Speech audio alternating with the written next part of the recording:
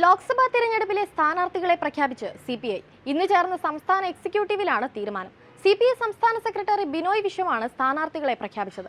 തിരുവനന്തപുരത്ത് മുതിർന്ന നേതാവ് പന്ന്യൻ രവീന്ദ്രൻ, മാവേലിക്കരയിൽ CA അരുൺകുമാർ, വയനാട്ടിൽ ആനി രാജ, തൃശൂരിൽ VS സുനിൽകുമാർ എന്നിവരാണ് മത്സരിക്കുക. തിരഞ്ഞെടുപ്പിന് LDF സജ്ജമാണെന്നും LDF ഒരേ മനസ്സോടെ തിരഞ്ഞെടുപ്പ് പോരിന് ഒരുങ്ങുന്നതെന്നും തിരുവനന്തപുരത്ത് നടത്തിയ വാർത്താ സമ്മേളനത്തിൽ ബിനോയ് വിശ്വം പറഞ്ഞു.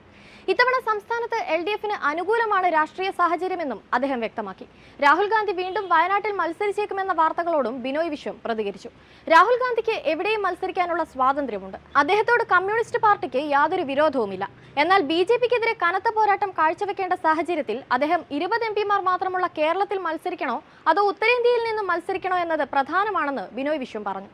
വയനാട്ടിൽ രാഹുൽ വീണ്ടും മത്സരിക്കാനെത്തിയാൽ കോൺഗ്രസ് പല ചോദ്യങ്ങൾക്കും മറുപടി നൽകേണ്ടി വരുമെന്നും അദ്ദേഹം പ്രതികരിച്ചു. അതേസമയം ഇത്തവണ തൃശൂരിൽ LDF തന്നെ വിജയിക്കുമെന്ന് VS സുനിൽകുമാർ മാധ്യമങ്ങളോട് പ്രതികരിച്ചു.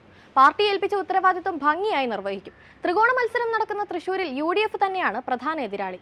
എന്നുവെച്ച് BJP സ്ഥാനാർത്ഥി മോശക്കാരനാണെന്ന് പറയാനാകില്ലെന്നും സുനിൽകുമാർ പറഞ്ഞു. ഇത്തവണ സംസ്ഥാനത്ത് ഏറ്റവും കൂടുതൽ ഉറ്റുനോക്കപ്പെടുന്ന മണ്ഡലങ്ങളിൽ ഒന്നാണ് തൃശൂർ. BJP വലിയ പ്രതീക്ഷയാണ് മണ്ഡലത്തിൽ വച്ചു പുലർത്തുന്നത്. സുരേഷ് ഗോപി ഇതിനോടകം തന്നെ മണ്ഡലത്തിൽ സജീവമായി തുടങ്ങി. ശക്തമായ പ്രചരണമാണ് BJP മണ്ഡലത്തിൽ നടത്തുന്നത്. 2019 ഏറ്റവും അവസാനമായിരുന്നു സുരേഷ് ഗോപിയെ മണ്ഡലത്തിൽ സ്ഥാനാർത്ഥിയായി പ്രഖ്യാപിച്ചത്. എന്നിട്ടും BJPയുടെ വോട്ടുകൾ കുത്തനെ ഉയർത്താൻ സുരേഷ് ഗോപിക്ക് സാധിച്ചിരുന്നു. ഈ കണക്കിലാണ് BJP പ്രതീക്ഷ പുലർത്തുന്നത്.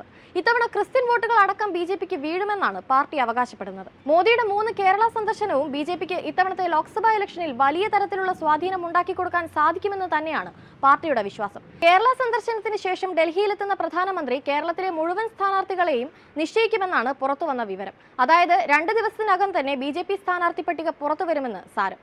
തിരുവനന്തപുരം, തൃശൂർ അടക്കമുള്ള മണ്ഡലങ്ങളാണ് BJP പ്രധാനമായും പ്രതീക്ഷ വെച്ച് പുലർത്തുന്ന രണ്ടിടങ്ങൾ.